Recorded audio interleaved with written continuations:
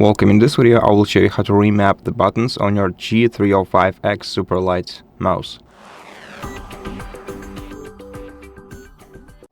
So to do that we have to connect this mouse to our computer, open the G HUB application, and within this app we're gonna have to select our mouse, go to assignments menu on the sidebar, and now here we can assign each button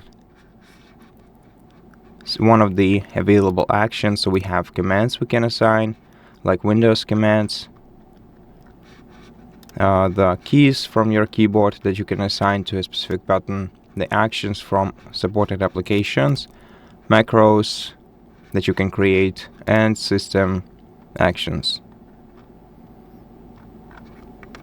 Now besides, we also have the G-shift switch, which will basically switch the profile and the sub profile of our mouse to use the G-shift quickly. So to have more custom buttons for your mouse, you have to assign a G-shift button to your mouse, which you can do by going to default selection, then search for a G-shift in system category, and assign this G-shift to any mouse on your keyboard, to any key on your mouse. Now pressing this key will switch between G-shift and normal mode. So right now, if you want to remap some button in G-shift, you have to hold down this key and then press some additional mouse with it. Okay, so now for example, if we use some command and we assign it to our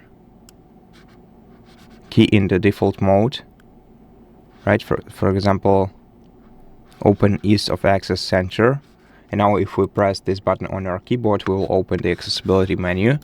And now if we switch to the G-shift mode and assign open action center to this key, if we just press this button once, we will open the accessibility. But if we hold down this button and press the back button with it, we will open the control center, which is located in the bottom right corner. Therefore I cannot show it to you.